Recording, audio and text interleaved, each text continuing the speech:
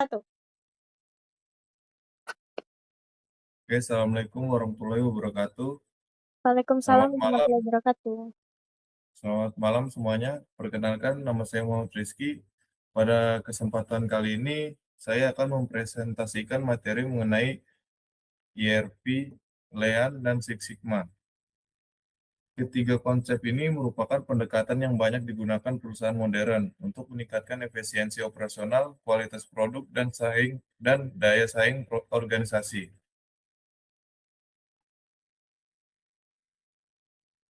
Oke, lanjut. Tujuan presentasi ini adalah untuk memahami konsep dasar ERP Lean dan Six Sigma. Selain itu, kita juga akan mempelajari manfaat dari masing-masing metode serta bagaimana ketiganya dapat diintegrasikan untuk membantu perusahaan meningkatkan produktivitas, kualitas, dan efisiensi operasional. Oke, lanjut. ERP atau Enterprise Resource Planning adalah sistem informasi yang mengintegrasikan seluruh aktivitas bisnis yang perusahaan ke dalam satu sistem yang terpusat. Melalui ERP, data dari berbagai departemen seperti keuangan, produksi, pemasaran, dan sumber daya manusia dapat saling terhubung, sehingga informasi dapat diakses secara real-time. Contoh software ERP yang baik digunakan adalah SAP, Oracle ERP, dan Microsoft Dynamics. Selanjutnya adalah komponen utama ERP. ERP terdiri dari berbagai modul yang saling terintegrasi. Modul keuangan digunakan untuk mengelola transaksi dan laporan keuangan. Untuk modul SDM seperti data karyawan dan penggajian biasanya dikelola untuk karyawan dan penggajian. Modul modul produksi membantu perencanaan serta pengendalian proses produksi. Selain itu, terdapat modul persediaan dan penjualan yang membantu pengelola stok serta pelayanan pelanggan. Karena semua modul terhubung, informasi dapat mengalir dengan cepat dan akurat. Selanjutnya, manfaat ERP. ERP memberi banyak manfaat bagi perusahaan. Yang pertama adalah data menjadi terpusat, sehingga mengurangi kesalahan akibat data yang tersebar di berbagai sistem. Kedua, proses proses bisnis menjadi lebih cepat dan efisien.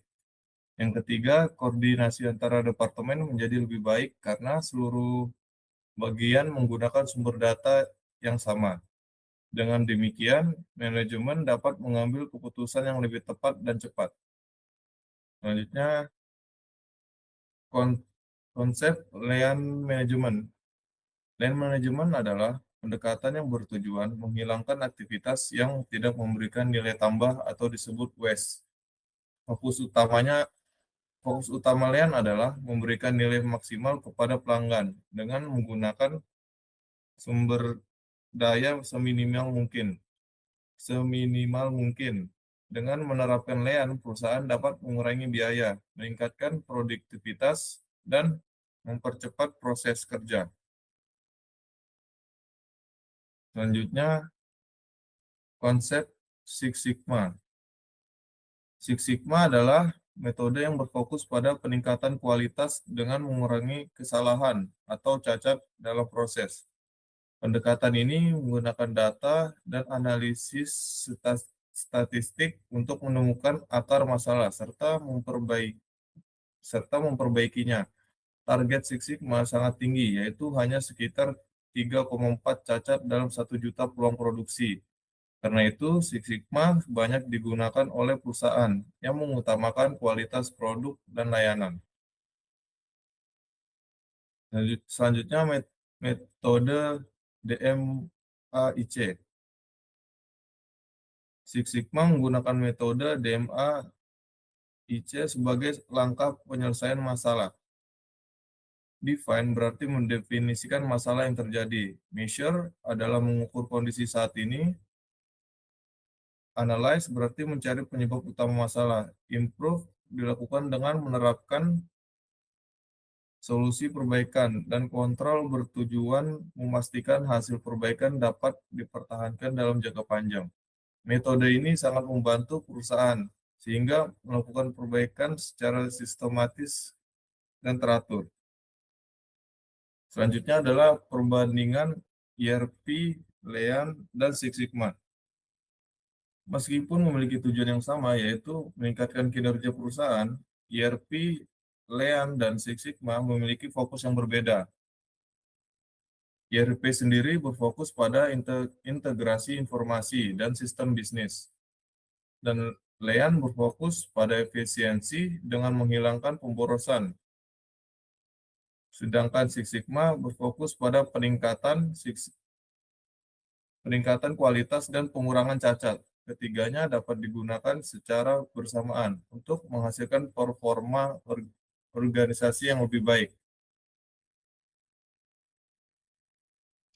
Selanjutnya, integrasi materi. Ketiga konsep ini saling melengkapi. ERP menyediakan data yang akurat dan terintegrasi. Lean membantu menyederhanakan proses dan menghilangkan aktivitas yang tidak bernilai tambah. Six Sigma memastikan kualitas proses dan produk tetap terjaga. Jika diterapkan secara bersamaan, perusahaan dapat memperoleh efisiensi yang tinggi, kualitas yang lebih baik, dan kepuasan pelanggan yang meningkat.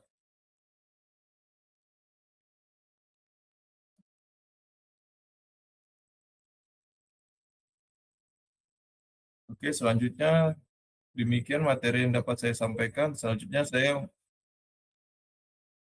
saya membuka sesi tanya jawab.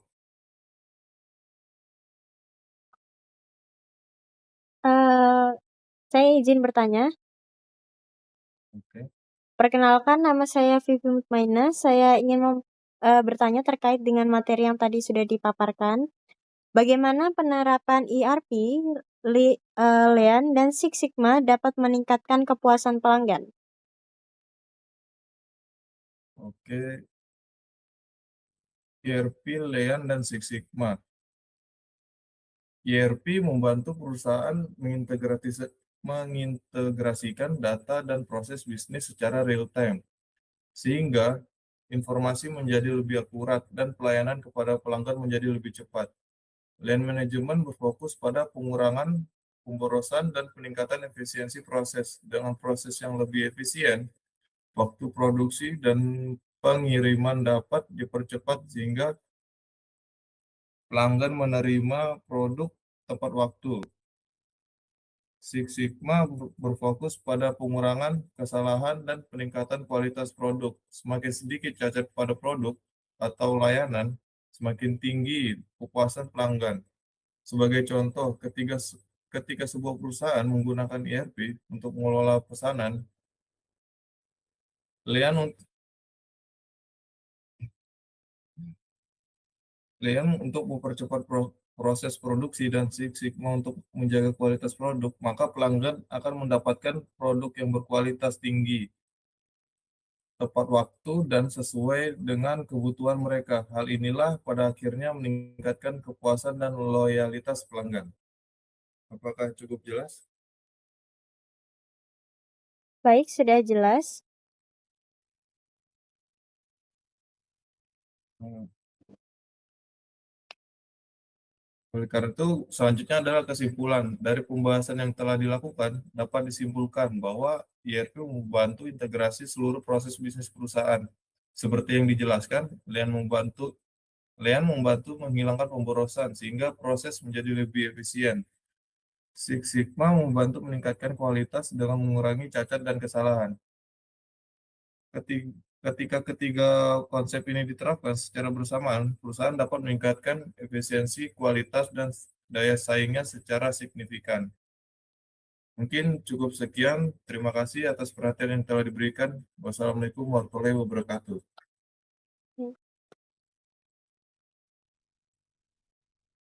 Assalamualaikum warahmatullahi wabarakatuh. Selamat malam teman-teman semuanya. Perkenalkan, saya Sri Put Maharani dengan NIM 2313013. Pada kesempatan kali ini, saya akan menjelaskan materi mengenai strategi optimalisasi kinerja operasional rantai pasok melalui digital operation excellence untuk meningkatkan produktivitas operasional. Nah, materi ini membahas bagaimana manajemen proyek dan transformasi digital dapat bekerja bersama untuk meningkatkan efisiensi produktivitas dan daya saing perusahaan dalam mengelola rantai pasok. Di halaman ini adalah tujuannya. Ada beberapa poin. Yang pertama adalah memahami manajemen proyek sebagai katalis, menjelaskan bagaimana proyek operasional yang terstruktur mendorong peningkatan produktivitas secara struktur. Yang kedua ada memahami peran teknologi dan otomatisasi, yaitu mengurangi bagaimana digitalisasi, ERP, IoT, dan AI menjadi pusat kendali ekosistem bisnis modern. Dan yang ketiga ada mengintegrasikan kedua perspektif, yaitu menyatukan sisi manajerial proyek dan sisi teknologi digital menjadi satu cetak biru produktivitas. Dan yang terakhir adalah menerapkan melalui studi kasus, menguji kerangka kerja pada skenario nyata untuk melihat dampaknya terhadap efisiensi operasional. Oke, berikutnya adalah manajemen proyek sebagai katalis produktivitas. Nah, produktivitas operasional merupakan hasil matematis dari eksekusi proyek berkaitan dengan struktur, bukan sekedar rutinitas kerja sehari-hari. Nah, fokus materi ini tuh mengubah strategi tingkat tinggi Marco menjadi eksekusi nyata di lapangan melalui kerangka kerja proyek operasional. Nah, kita di sini ada beberapa kerangka operasionalnya. Yang pertama ada target sub atau CPMK14, yaitu menganalisis peningkatan produktivitas operasional dan mengaplikasikan prinsip manajemen proyek. Yang kedua ada paradigma baru, yaitu produktivitas operasional bukanlah sebuah kebetulan, ia adalah hasil matematis dari eksekusi proyek, perbaikannya yang terstruktur. Dan yang terakhir adalah fokus materi pokok.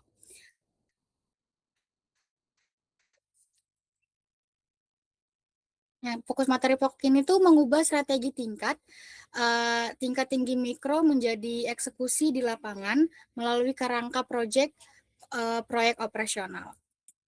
Berikutnya adalah diagnostik dan akuntabilitas proyek operasional. Di sini tuh ada beberapa dimensi. Yang pertama itu ada dimensi sifat kegiatan dengan operasi rutin, berulang, dan berkesinambungan. Yang berikutnya adalah proyek operasional, yaitu unik dan terbatas waktu. Yang kedua ada fokus tata letak dengan operasi rutin, tata letak produk atau fungsional. Dengan proyek operasional itu tata letak posisi tetap. Dan yang ketiga ada tujuan utama. Tujuan utama itu dengan operasi rutin menjaga efisiensi sistem yang ada secara konstan. Yang setelah berikutnya adalah proyek operasional. Itu tuh menciptakan nilai tambah baru atau memperbaiki sistem. Dan yang terakhir adalah dimensi keterlibatan tim dengan operasi rutin, pekerjaan standar dengan keterampilan repetitif. Dengan proyek operasional, tim lintas fungsional yang dibubarkan setelah selesai. Nah, di sini ada segitiga akuntabilitas proyek.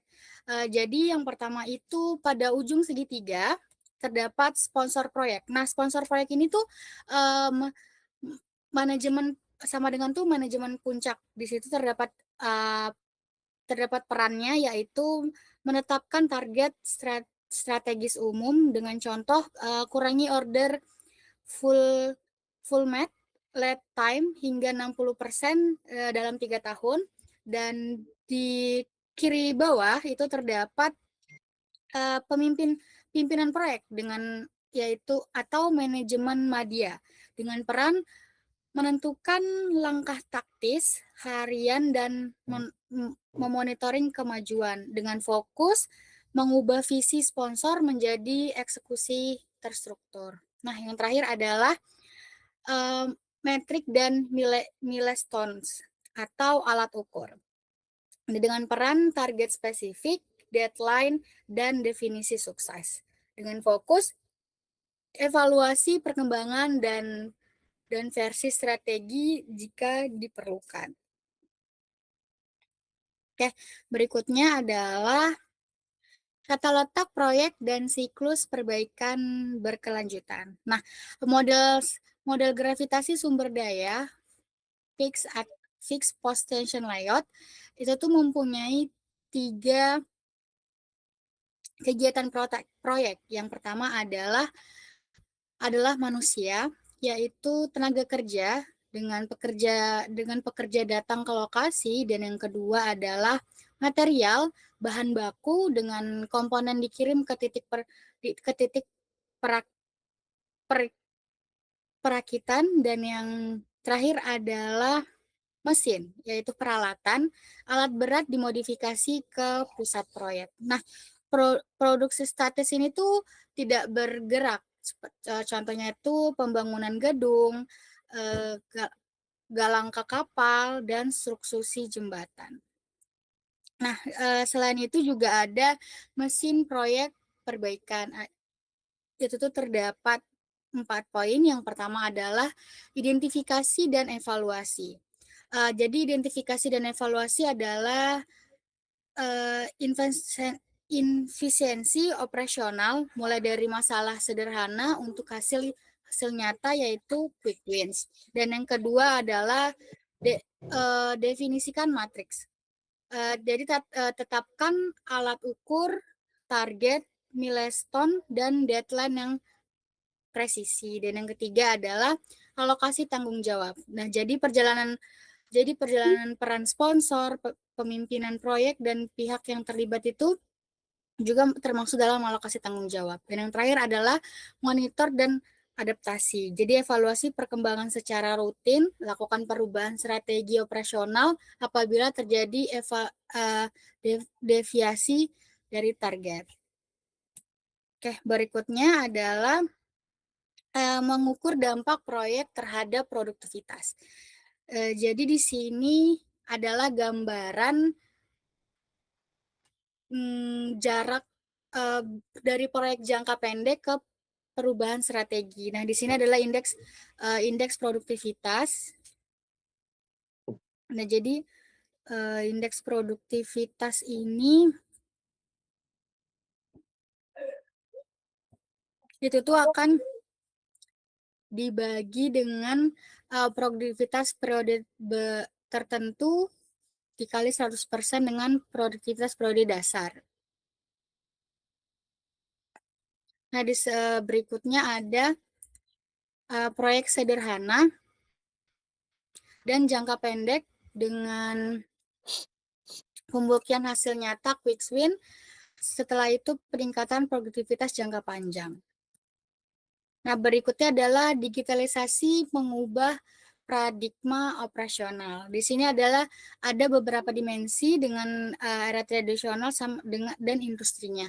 Jadi di dimensi di sini, dimensi pertama ada visibilitas dengan era tradisional, manual dan berkala dengan industri 404 real time.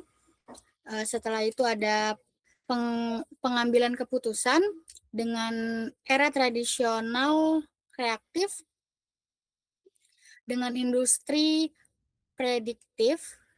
Berikutnya adalah aliran data dengan era tradisional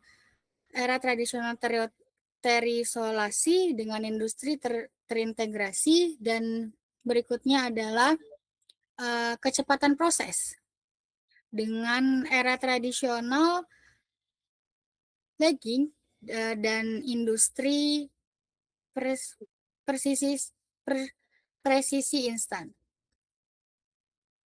Berikutnya adalah rantai pasok sebagai sistem saraf terpusat. Nah, jadi di sini adalah gambaran rantai pasok sebagai sistem saraf terpusat. Yang pertama adalah pusat komando atau sistem ERP dan cloud service. Ini tuh bertindak sebagai memori dan pengambilan keputusan pusat yang memproses jutaan titik data secara instan. Setelah itu beralih ke otot penggerak atau robotika dan autonomous vehicles dengan mengeksekusi tindakan fisik di lapangan berdasarkan instruksi seperti dari pusat dan komando. Setelah itu dari pusat komando itu juga bisa ke saraf pendeteksi atau IoT dan sensor. Di sini tuh tersebar di fasilitas produksi dan armada logistik untuk mendeteksi suhu, lokasi, dan status mesin secara real time. Selanjutnya adalah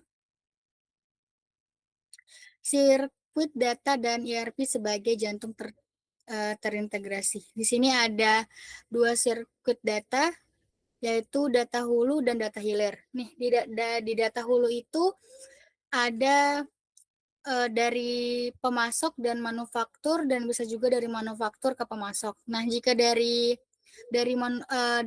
pemasok ke manufaktur itu terdapat visabilitas stok, yaitu pembaruan status ketersediaan bahan baku secara real time, dan ada pelacakan pengiriman. Pelacakan pengiriman itu adalah estimasi kedatangan material yang presisi. Terus tuh ada juga dari manufaktur ke pemasok. Nah, dari manufaktur ke pemasok ini ada sinyal permintaan, yaitu jadwal produksi dan prediksi kebutuhan material ke depannya. Dan yang kedua adalah umpan balik. Nah, umpan balik ini tuh ialah laporan kualitas komponen yang telah diterima. Nah, berikutnya adalah sirkuit data hilir, yaitu manufaktur dan distributor. Di sini juga sama, ada dari pemasok, ada dari manufaktur dan distributor atau retail. Nah, di sini sama seperti yang di hulu, dia bisa dari manufaktur ke distributor atau dari distributor ke manufaktur. Nah, di sini kita mulai dari manufaktur ke distributor. Jadi dari manufaktur ke distributor itu terdapat status ketersediaan, di mana informasi langsung mengenai stok produk jadi siap kirim. Dan yang kedua adalah katalog pembaruan. Katalog pembaruan ini terdapat detail spesifikasi produk baru atau perubahan desain. Nah, berikutnya adalah dari distributor ke manufaktur. Nah, dari distributor ke manufaktur itu terdapat 2, di mana yang pertama adalah tren permintaan. Jadi tren permintaan itu terdiri dari tarikan data point of sale atau POS dan fluktuasi periklanan kembali.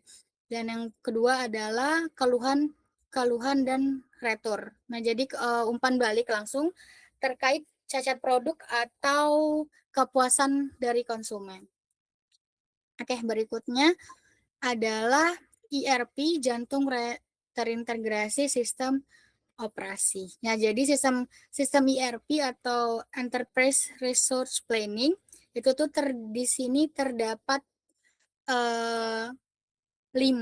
Yang pertama itu manufaktur dan produksi. Nah, manufaktur dan produksi di sini itu ialah merencanakan kapasitas MRP atau menjadwalkan mesin dan kontrol kualitas. Dan yang selanjutnya adalah manajemen rantai pasok SCM,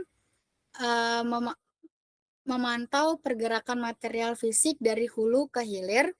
Yang berikutnya adalah manajemen hubungan pelanggan CRM, di mana mengamankan pesanan dan memantau loyalitas klien. Berikutnya adalah sumber daya manusia, HR, mengelola menjadwalkan tenaga kerja dan pelatihan operasional. Dan yang terakhir adalah keuangan dan akuntansi. Di sini adalah mengontrol arus kas, laporan laba rugi, dan kelayakan investasi. Berikutnya adalah nilai strategis, resiko, dan arahan masa depan digitalisasi. Nah, jadi di sini itu terdapat ada persamaan strategis teknologi menciptakan nilai. Di sini adalah katalisator, yaitu big data plus IoT plus AI, ditambah mesin pemproses, integrasi sistem ERP dan otomatisasi. Nah, di sini juga ada menavigasikan tentang implementasi. Terdapat dua, ada risiko tantangan dan ada juga mitigasi. Nah, di risiko dan tantangan ini tuh terdapat yang pertama adalah kerentanan keamanan cyber atau cyber security dan resiko pencurian data sensitif. Yang kedua ada biaya implementasi teknologi awal yang berpotensi masif. Dan yang terakhir adalah kesenjangan keterampilan atau skills gap pekerja terhadap teknologi baru. Dan di tabel berikutnya adalah strategi mitigasi. Nah, strategi mitigasi ini terdapat 3 poin. Yang pertama itu penerapan protokol enkripsi ketat dan pelatihan kesadaran keamanan bagi seluruh karyawan. Dan yang kedua adalah roll out bertahap berdasarkan ROI tertinggi. Dan yang terakhir adalah pemberdayaan SDM berkelanjutan dan kemitraan era dengan penyedia vendor untuk transfer ilmu. Oke, ya, berikutnya adalah integrasi materi 2 pilar, 1 produktivitas. Manajemen proyek menyediakan struktur eksekusi transformasi digital, menyediakan kecepatan dan visibilitas data. Keduanya bermutu pada satu tujuan, yaitu peningkatan produktivitas operasional yang terukur dan berkelanjutan. Di sini juga ada terdapat 3, yaitu strategi, edukasi digital, dan tata letak data. Jadi maksud dari strategi atau the way adalah penyelarasan visi sponsor dan manajer media melalui target yang terukur sampai mengapa proyek dijalankan. Sedangkan eksekusi digital atau the whole, yaitu siklus proyek perbaikan dipercepat oleh otomatisasi, IoT, dan AI dari identifikasi hingga pemantauan metrik secara konstan. Dan terakhir adalah tata letak atau data, the where, fixed sampai dengan posisi layout, memusatkan sumber daya hingga sirkuit data, hulu ke hilir, dan ERP menyatukan informasi lintas rantai pasok. Di sini juga saya mengambil studi kasus, yaitu PT Nusantara Logistik Kalimantan dengan mengatasi lead time pengiriman yang tinggi dengan beberapa poin. Yang pertama adalah situasi order full time, lead time perusahaan mencapai 12 hari, jauh di atas rata-rata industri akibatnya pengecekan stok manual dan data yang terisolasi antara gudang. Dan yang kedua adalah pendekatan digitalisasi. Implementasi sistem ERP terintegrasi dengan sensor IoT pada armada dan gudang untuk visibilitas stok dan estimasi kedatangan atau real time. Yang ketiga adalah pendekatan manajemen proyek, yaitu sponsor menetapkan target, kurangi lead time 60% dalam 3 tahun, dan time lintas fungsional dibentuk sebagai proyek operasional dengan milestone triwulan. Dan yang terakhir adalah hasil dalam 18 bulan pertama, lead time turun 35% dengan silo data antara gudang terhapus dan indeks produktivitas naik signifikan dari garis dasar. Oke, tadi adalah beberapa penjelasan dari saya. Mungkin teman-teman di sini ada yang saya buka sesi tanya jawab, mungkin ada yang mau ditanyakan. Oke, baik. Perkenalkan, nama saya Vivi Mutmainah. Saya izin untuk bertanya terkait dengan materi yang sudah dipaparkan. Saya ingin bertanya, mungkin bisa dijelaskan lagi maksud dari pernyataan tersebut dan uraikan bagaimana 3 elemen strategi, why, tata letak dan data, the where, serta eksekusi digital, the how, harus diselaraskan agar peningkatan produktivitas operasional benar-benar tercapai secara terukur dan juga berkelanjutan. Oke, pertanyaan saya tampung. Mungkin bisa lanjut ke pertanyaan berikutnya. Dia mau bertanya lagi? Saya ingin bertanya. Oke, silakan. Perkenalkan, nama saya Muhammad Rizky. Saya ingin bertanya, mengapa ERP diposisikan sebagai jantung terintegrasi yang menghubungkan fungsi manufaktur dan produksi SCM, HR, keuangan, dan akuntansi, serta CRM? Itu saja. Oke, terima kasih. Oke, saya akan menjawab pertanyaannya. Mungkin dari pertanyaan Mbak Vivi dulu. Pertanyaannya adalah, kalau tidak salah, jelaskan maksud pertanyaan dari tiga elemen strategi tadi ya. Oke, saya akan menjelaskan. Jadi yang pertama adalah strategi the way. Jadi penyelarasan visi antara sponsor proyek dan manajer media melalui target yang sudah terukur. Dan yang kedua adalah tata letak dan data, yaitu to where. Penerapan model fix dan position layout yang memuaskan sumber daya, manusia, material, dan mesin. Dan yang ketiga adalah eksekusi digital atau the whole, yaitu siklus perbaikan berkelanjutan atau identifikasi definisi metrik dan alokasi tanggung jawab. Begitu Kak Vivi. Oke. Terima kasih. Oke, berikutnya saya akan menjawab pertanyaan dari Rizky, yaitu tentang ERP. Jadi tentang mengapa ERP diposisikan sebagai jantung terintegrasi. Jadi menurut saya ERP ini diposisikan sebagai jantung karena ia memompa dan mengalirkan data ke seluruh organ bisnis, manufaktur dan produksi dalam satu sistem yang saling terhubung. Tanpa integrasi ini, setiap fungsi akan bekerja dengan data yang terisolasi seperti yang terjadi pada kasus PT Nusantara Logistik Kalimantan sebelum digitalisasi. Begitu. Oke. Sesi tanya jawabnya selesai. Mungkin kita akan lanjut ke kesimpulan. Jadi saya mengambil 4 kesimpulan dari pemaparan yang saya berikan. Yang pertama adalah manajemen proyek adalah katalis bukan kebetulan, yaitu peningkatan produktivitas operasional dibangun melalui eksekusi proyek yang presisi, strategis, tata letak, dan siklus perbaikan berkelanjutan. Yang kedua adalah integrasi kebudayaan adalah kunci daya saing. Yang ketiga adalah digitalisasi mengubah paradigma operasional, dan yang keempat adalah produktivitas adalah proses keberlanjutan. Saya juga ada menerapkan beberapa preferensi, mungkin bisa teman-teman baca. Oke, sekian dari saya. Terima kasih sudah mendengarkan materi yang sudah saya berikan. Assalamualaikum warahmatullahi wabarakatuh. Waalaikumsalam.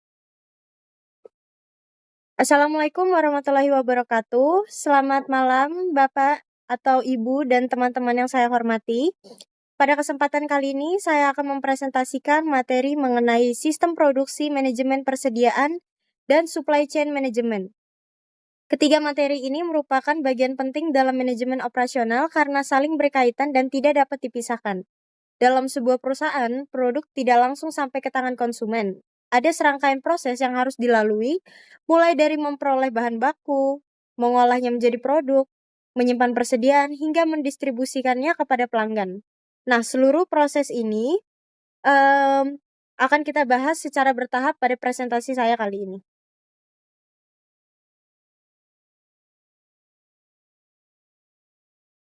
Oke, Sebelum saya masuk ke pembahasan utama, mari kita pahami terlebih dahulu mengenai hubungan antara ketiga konsep tersebut.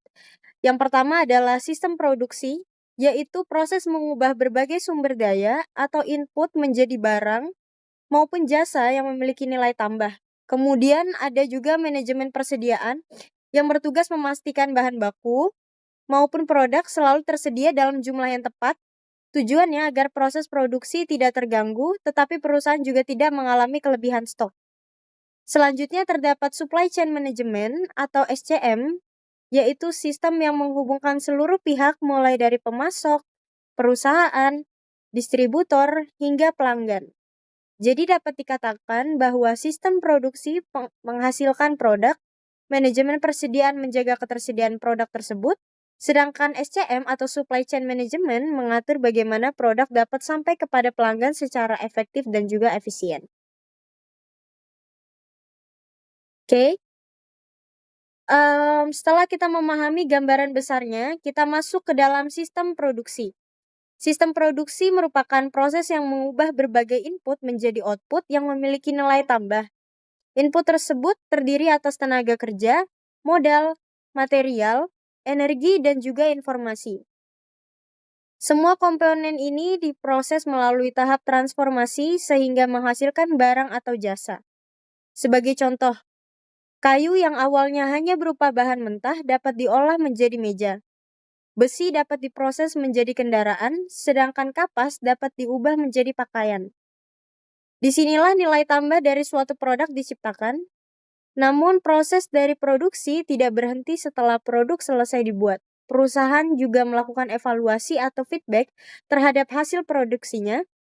Feedback ini digunakan untuk memperbaiki kualitas produk, meningkatkan produktivitas, mengurangi pemborosan, serta mendukung perbaikan secara berkelanjutan atau yang disebut juga dengan continuous improvement.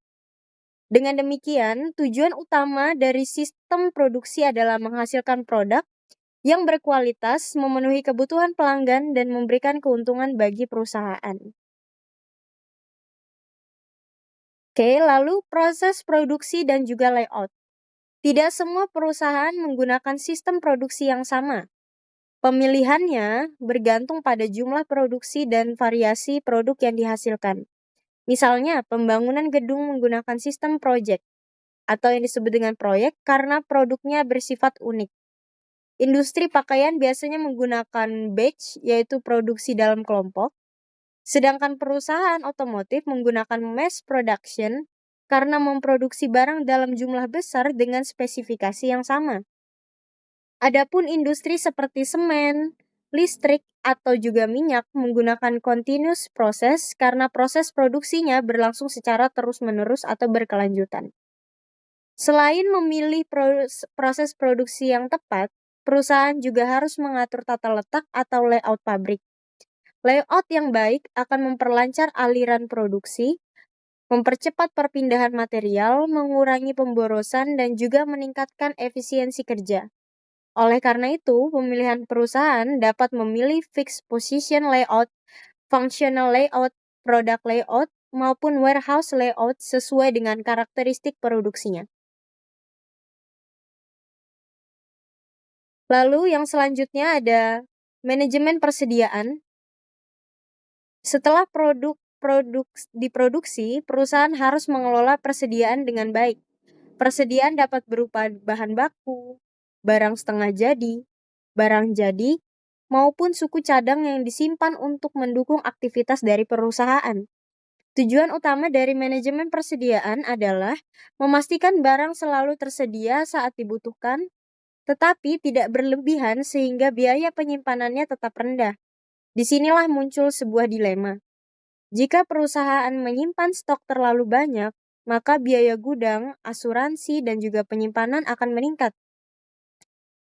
Di kondisi ini disebut dengan holding cost. Sebaliknya, apabila stoknya terlalu sedikit, perusahaan dapat kehilangan pelanggan karena barang tidak tersedia. Hal ini biasanya disebut dengan stock out cost. Oleh sebab itu, perusahaan harus mencari keseimbangan agar biayanya tetap efisien, namun kebutuhan pelanggan tetap terpenuhi. Oke, lalu pembahasan selanjutnya adalah pengendalian persediaan.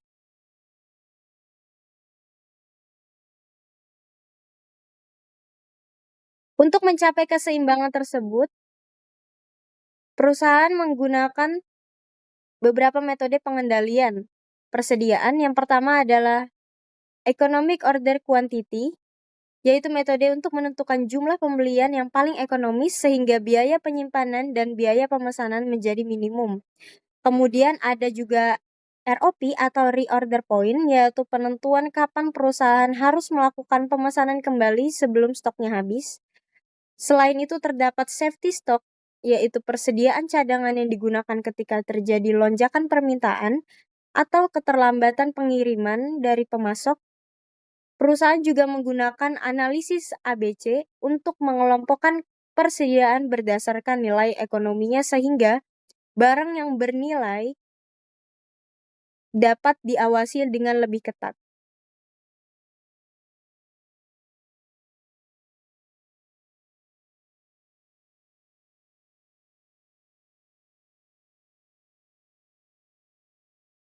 Lalu ada juga konsep dari supply chain management. Setelah kita memahami bagaimana produk dibuat dan persediaan dikelola, sekarang kita masuk pada proses yang lebih luas, yaitu supply chain management. Supply chain management ini merupakan pengelolaan seluruh aktivitas, mulai dari pemasok bahan baku hingga produk diterima oleh pelanggan. Di dalam SCM atau supply chain management, terdapat 3 aliran utama. Pertama adalah material flow, yaitu perpindahan bahan baku hingga menjadi produk jadi. Kedua adalah information flow, yaitu pertukaran informasi mengenai permintaan stok, jadwal produksi, dan juga distribusi. Sedangkan yang ketiga adalah financial flow, yaitu aliran pembayaran dari pelanggan hingga kembali kepada pemasok. SCM atau Supply Chain Management juga terdiri dari 3 bagian utama, yaitu upstream yang mencakup pemasok, internal yaitu proses produksi di perusahaan, dan downstream yang meliputi distributor, retailer, hingga pelanggan. Ketiga bagian tersebut harus saling terintegrasi agar proses bisnis berjalan dengan lancar.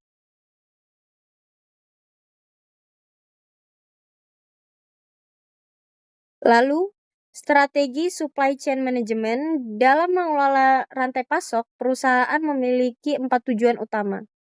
Yang pertama adalah menekan biaya agar operasionalnya lebih efisien. Yang kedua, menjaga kualitas produk.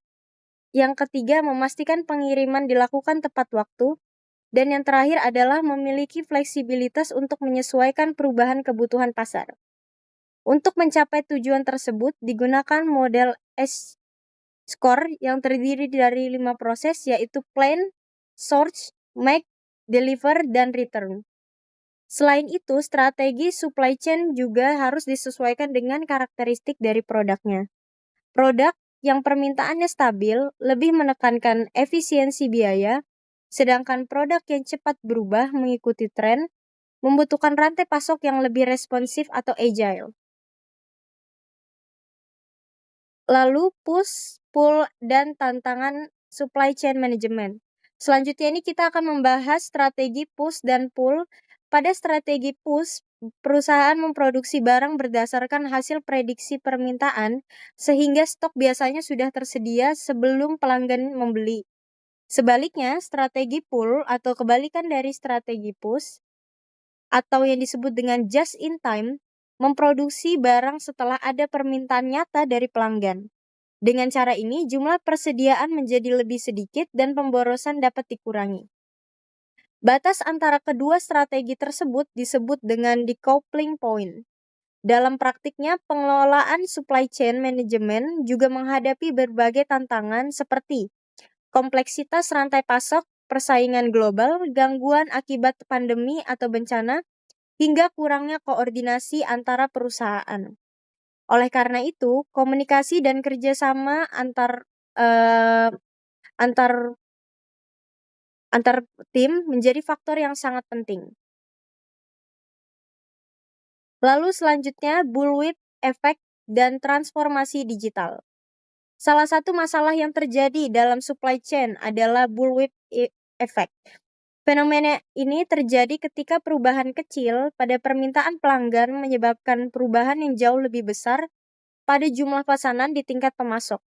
Biasanya hal ini disebabkan oleh kesalahan peramalan pemesanan yang berlebihan, serta permintaan pelanggan yang menyebabkan perubahan yang jauh lebih besar pada jumlah pesanan di tingkat pemasok. Untuk mengatasi masalah tersebut, perusahaan mulai memanfaatkan teknologi digital seperti ERP, Internet of Things, Electronic Procurement, dan CPFR. Teknologi ini membantu perusahaan berbagi informasi secara real-time sehingga koordinasi menjadi lebih baik dan keputusan dapat diambil dengan lebih cepat. Lalu, Green Supply Chain dan evolusi pengadaan. Perkembangan SCM atau Supply Chain Management saat ini tidak hanya berfokus pada efisiensi biaya, tetapi juga pada keberlanjutan. Dahulu, perusahaan lebih menekankan harga termurah dalam memilih pemasok, namun sekarang pendekatan tersebut telah berubah menjadi kemitraan strategis yang mengutamakan kolaborasi dan juga hubungan berjangka panjang. Selain itu, berkembang pula konsep Green Supply Chain Management, yaitu pengelolaan rantai pasok yang ramah lingkungan melalui green sourcing, green logistik, reverse logistics, serta pengurangan limbah dan juga emisi. Dengan demikian, perusahaan tidak hanya memperoleh keuntungan ekonomi, tetapi juga memberikan dampak yang positif bagi lingkungan. Oke, sebagai penutup dapat kita simpulkan bahwa sistem produksi manajemen, persediaan, dan supply chain manajemen merupakan satu kesatuan dalam kegiatan operasional perusahaan. Sistem produksi bertugas mengubah input menjadi produk yang bernilai tambah. Manajemen persediaan memastikan bahan baku dan produk selalu tersedia dalam jumlah yang optimal. Sedangkan supply chain management menghubungkan seluruh proses mulai dari pemasok hingga pelanggan melalui pengelolaan aliran material, informasi, dan juga keuangan. Jika ketiga konsep tersebut diterapkan secara terintegrasi, perusahaan akan mampu meningkatkan efisiensi, menekan biaya operasional, mempercepat distribusi, meningkatkan kualitas layanan, serta menciptakan kepuasan pelanggan dan daya saing yang lebih baik. Oke, saya akan membuka sesi tanya jawab. Untuk teman-teman sekalian yang ingin bertanya, saya persilakan. Perkenalkan, saya Sri Maharani. Saya izin bertanya. Jadi pertanyaan saya, mengapa perusahaan tidak menyimpan persediaan dalam jumlah yang sangat banyak agar tidak pernah kehabisan stok? Oke, pertanyaannya tadi, mengapa perusahaan tidak menyimpan persediaan dalam jumlah yang sangat banyak agar tidak pernah kehabisan stok? Oke, saya tampung dulu. Untuk yang lainnya, apa ada yang ingin bertanya? Perkenalkan, nama saya Muhammad Rizky. Saya ingin bertanya, apa hubungan antara sistem produksi, manajemen persediaan, dan supply chain manajemen dalam meningkatkan kinerja perusahaan? Itu saja. Oke, untuk kedua pertanyaannya saya tampung. Mungkin saya akan jawab dari pertanyaannya Kak Sri Puput. Tadi pertanyaannya mengenai mengapa perusahaan tidak menyimpan persediaan dalam jumlah yang sangat banyak agar tidak pernah kehabisan stok. Oke, jawabannya adalah perusahaan tidak menyimpan stok dalam jumlah yang terlalu banyak karena akan meningkatkan holding cost. Seperti penjelasan saya tadi, atau biaya penyimpanan seperti biaya gudang, asuransi, keamanan, perawatan, serta modal yang tertahan dan dalam persediaan. Selain itu, terdapat risiko barang rusak, kadaluarsa, atau tidak lagi sesuai dengan kebutuhan pasar.